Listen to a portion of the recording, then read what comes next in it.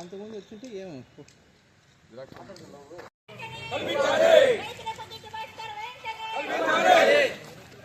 కొనుగోలు కేంద్రాలను వెంటనే ప్రారంభించాలి.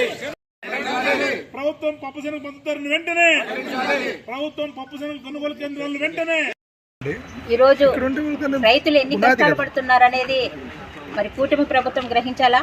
రైతుల యొక్క ఇబ్బందులు ఏవైతే పండించిన పంటను కొనుగోలు కేంద్రాలు వెంటనే చేయకుండా ఈరోజు రైతులందరూ కూడా వాళ్ళ ఎక్కడెక్కడికో పోయి అమ్ముకొని వచ్చిన తర్వాత కొనుగోలు కేంద్రాలు చేస్తున్నారు. ఇది సబబు కాదని తెలియజేస్తున్నాం. ఇది పప్పు శనగ ఇప్పుడైతే పండించిన పంటను కూడా చాలామంది అమ్ముకున్నారు. మరి తీరా మీరు ఏదైతే ధనికులు ఉంటారో ఆ ధనికుల కోసం మీరు కొనుగోలు కేంద్రాలు పెట్టి వారిని ఇది చేస్తున్నారే తప్ప పేద రైతులకు మాత్రం ఎక్కడా కూడా పప్పు శనగ అయితేనే ధరలు మీది ఉపయోగంలో లేదు. మరి కేశవ గారు ఆర్థిక మంత్రిగా ఉన్నారు. మరి ఉన్నారా లేదా అనేది ఒక సంక్షోభం అనేది రైతుల్లో ఉంది. మరి ఈరోజు మీరు ఉండి ఏం చేశారనేసి కూడా మేము ఈరోజు ప్రశ్నిస్తున్నాం. మరి రైతులకి పండించిన పట్టుకు గిట్టుబాటు ధర లేకుంటే ఏ విధంగా రైతులు బాగుపడతారనేది మేము ఈరోజు మా వైఎస్ఆర్ పార్టీ తరఫున ప్రశ్నిస్తున్నాం. ఈరోజు జిల్లా వ్యాప్తంగా దాదాపు 1,20,000 ఎకరాలు రబీలో పప్పు శనగ వేశారని చెప్పి ప్రభుత్వ రికార్డుల ప్రకారం చెప్తున్నారు. ఇప్పటికైనా ఈ ప్రభుత్వం ఈ కొనుగోలు కేంద్రాలు ఏర్పాటు చేయకపోవడం వల్ల రైతాంగం ఈసారి కూడా రబీలో పండించిన పట్టబట్టకు గిట్టుబాటు ధర లేక చాలా ఇబ్బందులు పడుతూ ఉన్నారు. ఈరోజు కేంద్రం రాష్ట్ర ప్రభుత్వాలు రెండు కూడా పనిచేస్తూ ఉన్నాయి. కేంద్రంలో నుండి ప్రభుత్వం విదేశాల నుండి దిగుమతి చేసుకొని ఈరోజు శనగకు గిట్టుబాటు ధరలు లేకోకుండా చేస్తూ ఉంది.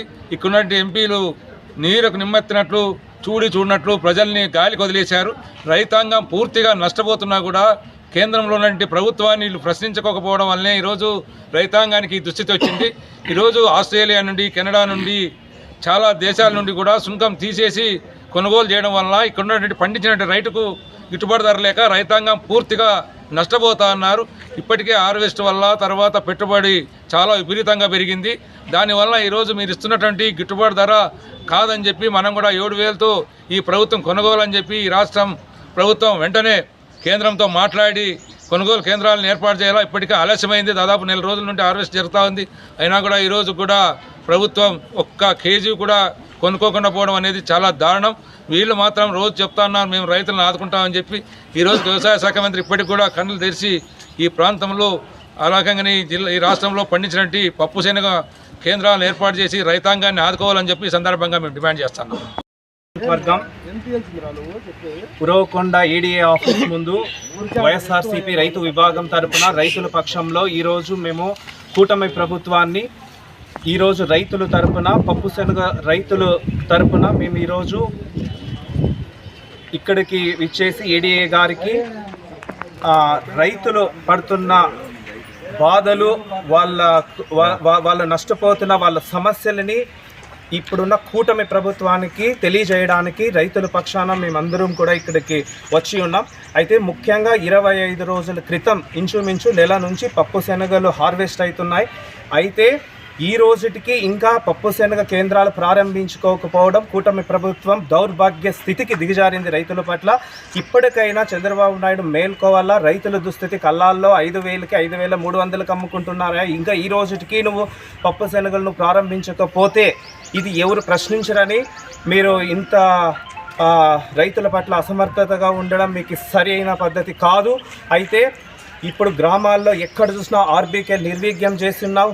మొన్న చూస్తే కందులు కొనుగోలు కూడా అదే విధంగా నిర్వీర్యం చేసినావు.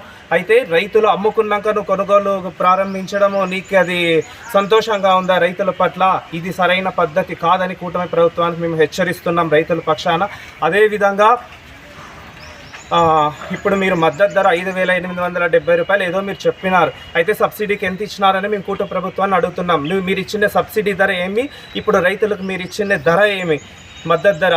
అయితే ఈ ధరని మేము తిరస్కరిస్తున్నామని చెప్తున్నాం. 5,850 కాదు, మీరు 7,000 కనీసం మద్దతు ధర పెంచాలని మేము ప్రశ్నిస్తున్నాం. ఎందుకంటే ఇప్పుడున్న రైతులకు ఉన్న సమస్యలు పెస్టిసైడ్ అయితేనేమి, వ్యవసాయ ఖర్చులు అయితేనేమి, యంత్రీకరణ వచ్చింది. ఇంతకు ముందు ఏదో వర్కర్లు చేస్తున్నారు మనుషులతో, ఇప్పుడు యంత్రీకరణ, మిషన్లు ఛార్జెస్ పెరిగినాయి, అనేక రకంగా రైతుల ఖర్చులు కూడా పెరిగినాయి. ఈ ధర మద్దతు ధర అవసరం లేదని రైతులు ప్రతి ఒక్కరు చెప్తున్నారు. లేదా మీకు చేతనైతే రైతుల్లో చర్చకు పెట్టండి, సిద్ధం, మేము సిద్ధం, మీరు సిద్ధం, రైతులతోనే తేల్చుకుందాం. ఈ ధర వాళ్ళకి సంతోషంగా ఉంది అంటే దానికి మేము కూడా సిద్ధమని మీకు తెలియజేస్తున్నాం. తక్షణమే రైతుల పట్ల మీరు మీకున్న అసమర్థత విడిచి రైతులను ఆదుకోవాలని మేము డిమాండ్ చేస్తున్నాం. మరొక్కసారి చంద్రబాబు నాయుడు తెలియజేస్తున్నాం, రైతుల గురించి ఆలోచించమని. అంతకుముందు వచ్చుంటే ఏమో